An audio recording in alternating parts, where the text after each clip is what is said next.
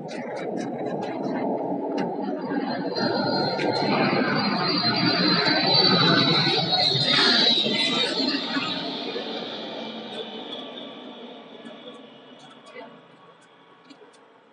बाबू, एक प्रकारे passenger plain तर कतही नाही.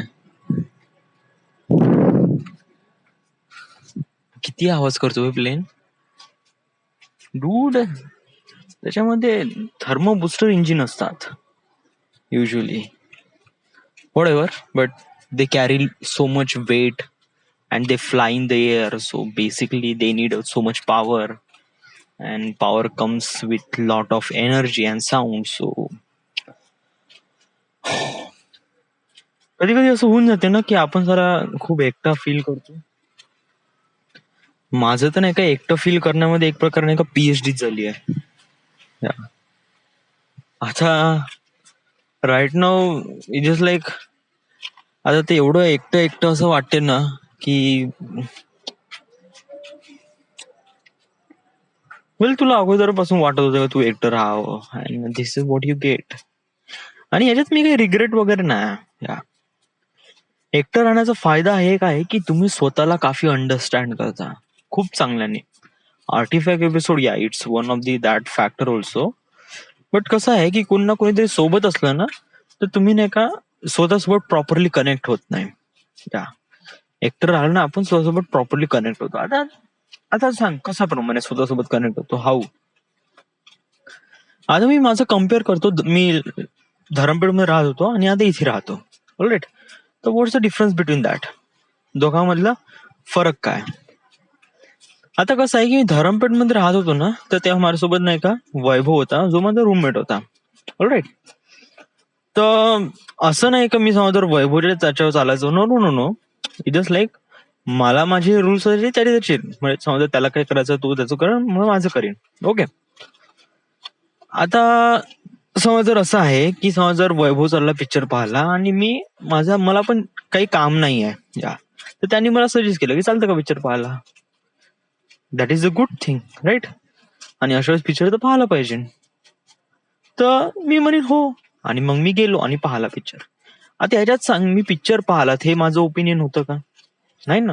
वैभवला जायचं होतं आणि त्यांनी मला एक प्रकारे सजेस्ट केलं आणि मी हो म्हणलं. या समजा तिथे वैभव नसता, तो रूममेट नसता, तर मग कोण असता. मग कोणी सांगितलं असं पिक्चर पाहिला, कोणीच नाही. मग मी गेलो असतो का, नाही. That's the factor, right.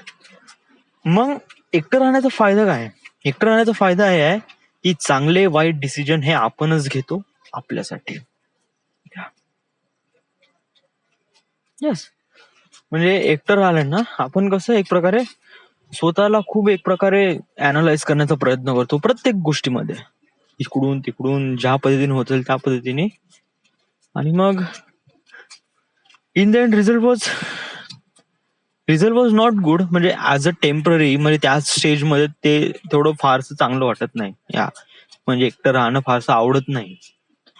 But after some while तुम्हाला रिअलाइज होईल का, या म्हणजे त्यावेळेस मी त्या स्टेजवर तसं काही राहिलो, so that's because I am right now at certain level of height. So या असं म्हणता येईल. बट कधी कधी नाही का एकटं राहणं मारून टाकते राव, बहुत जास्त. म्हणजे कधी कधी एकदम असं वाटतं कोणीतरी आतमध्ये कोणीतरी खंजर खुपसला. येस, का असं का वाटतंय. आता सांगू आता काय झालंय. आता मला नाही का विशालचा गुगल डीओ वरून कॉल आला, व्हिडिओ कॉल. त्याच्यामध्ये मला माहित पडलं की राहुल आला आहे आणि बाकी सगळे पोरं जमले आहे आणि मस्त जंगी पार्टी करणार आहे आज रात्री ते. आणि समज जर मी तिथे असतो तर ऑब्विसली मी पण या सर्व गोष्टी एन्जॉय केल्या असत्या. But I am not there, so I don't. तर मग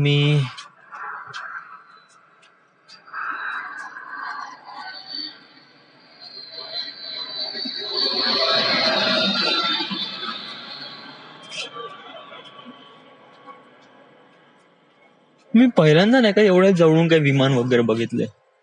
या नागपूरमध्ये येस पॅसेंजर प्लेन पण असतात आणि युजली एअरपोर्टवर नाही का पॅसेंजर प्लेन पण लँड करतात आणि इवन समहाऊ समवेअर आर्मी बेसचे पण एक प्रकारे प्लेन्स वगैरे लँड करतात जेव्हा त्यांना गरज वगैरे असते. ओके, मला काय म्हणायचं होतं.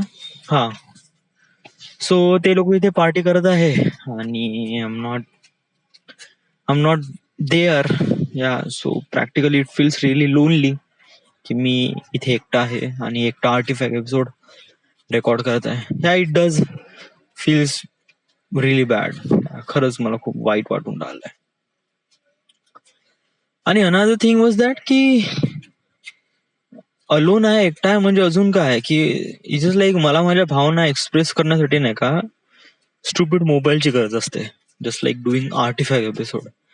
I am not talking to real human thing. एक ह्युमन सोबत मी कॉन्टॅक्ट मध्ये नाही येत.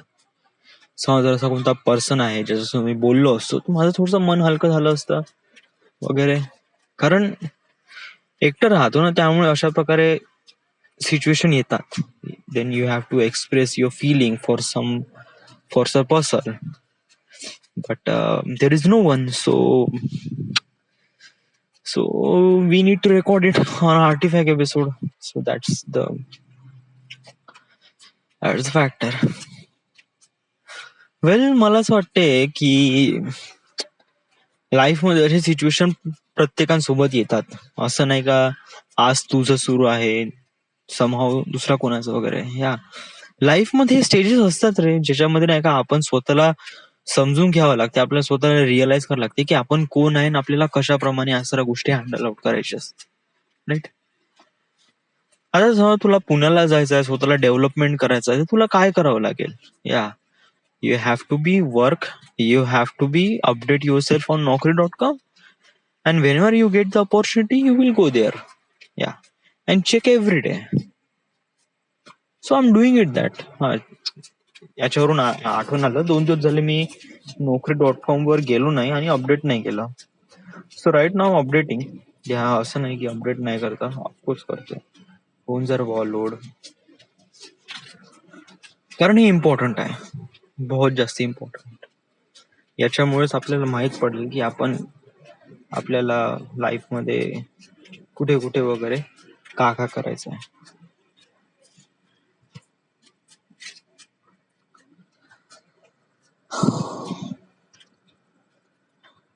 आणि समहाऊ मला असं वाटते पण की जस्ट लाईक आपण काही ना काहीतरी एक पर्सन आहे, आपल्या मागे काही ना काहीतरी रिस्पॉन्सिबिलिटी आहे. तर त्या रिस्पॉन्सिबिलिटीसाठी आपण रिस्पॉन्सिबिलिटी म्हणजे काय? रिस्पॉन्सिबिलिटी म्हणजे लाईफला बिकम बेटर बनवण्यासाठी जी रिस्पॉन्सिबिलिटी असते ती आपल्या मागे आहे. असं प्रत्येकांमागे असते, बट आपल्या मागे खूप मोठे आहे. कारण आपल्याला स्वतःची लाईफ पण बेटर नाही बनवायची आहे, आपलं स्वतःचं करिअर बेटर करायचं आहे. मग त्याच्यानंतर मग खूप मोठे स्टेप्स घ्यायचे. समहाऊ जर मी सांगितलं ना तर तू असं म्हणजे का स्वतःला खूप ग्रेटनेस आहे वगैरे नाही, बट मला अगोदरपासून वाटायचं की मी काही ना काहीतरी स्पेशल करणार. सो आणि मला हळूहळू रिअलाइज झालं की वाय, बट मला त्याच्यावर एवढा फारसा कॉन्फिडन्स नाही. कोणतं आहे ते, काय आहे ते? आहे one world one nation policy agreement. One world one nation policy agreement म्हणजे काय? One world one nation policy agreement म्हणजे की पूर्ण वर्ल्डला एकत्र करणे.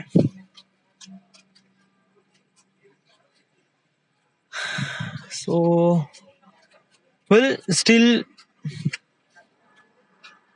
एक प्रकारे हा एक प्लॅन आहे, बट याच्यावर इम्प्लिमेंट जेव्हा करेल, जेव्हा मला त्याचं इम्पॉर्टन्स ठरेल ना, तेवढा कॉन्फिडन्स राहील तेव्हा.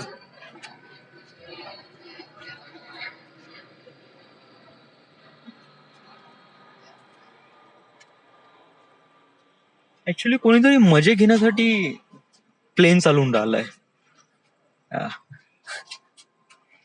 मस्त राऊंड अँड राऊंड घुमत आहे बंद्या नागपूरमध्ये. सो अशा प्रमाणे माझी सिच्युएशन आहे, राईट.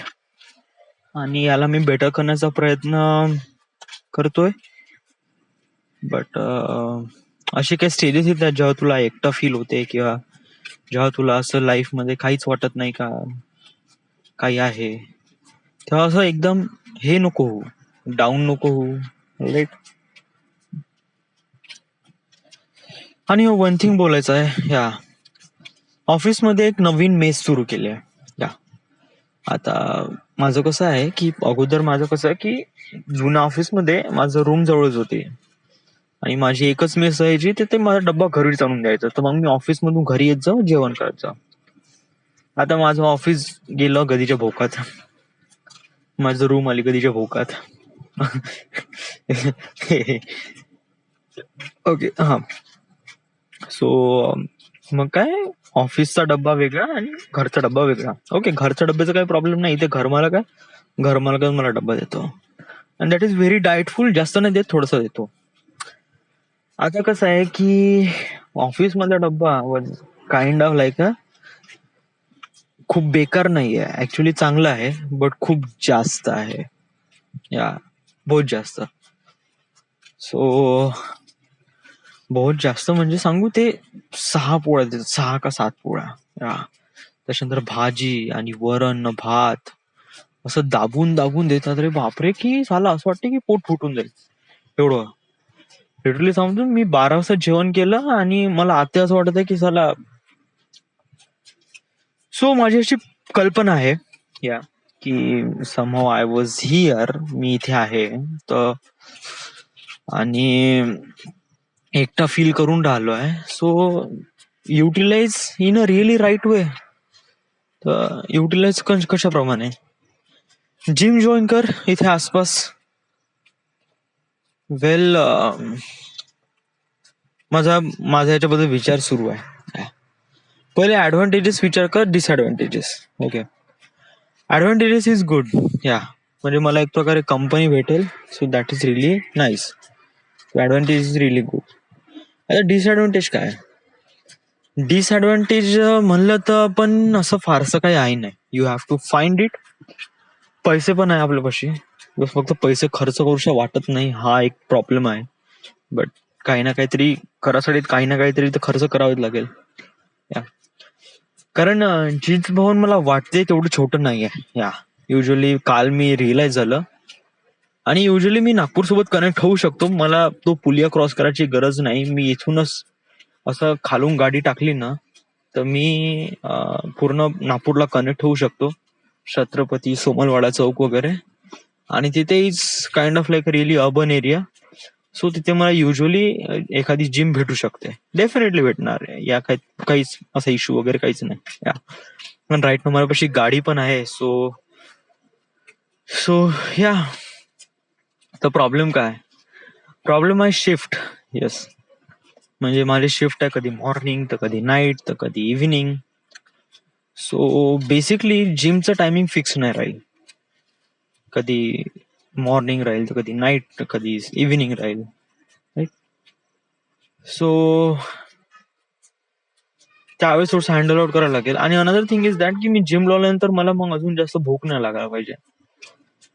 युजली तू खूप खाऊन राहिला यार, या डब्यावर काय एकदम हाणून राहिलाय झरझर झरझर. So basically I don't think you need it. But problem हाच आहे की मला पैसे खर्च करूशा वाटून राहिलाय. So that is the only problem I found it, but it was here, so here, so yes. So